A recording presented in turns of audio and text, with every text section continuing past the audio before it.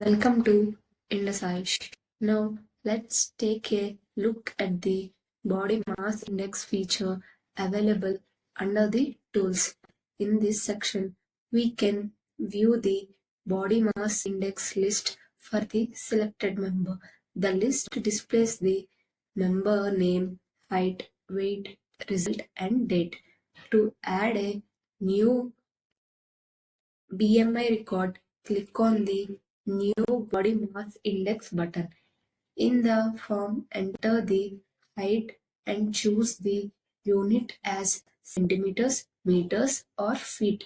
Then enter the weight and choose the unit as kgs or pound.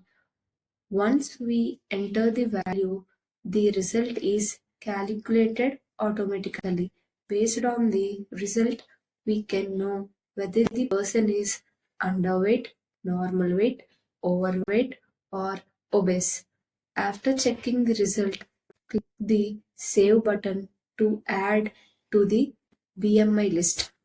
If you want to make changes, we can click on the edit icon in the list.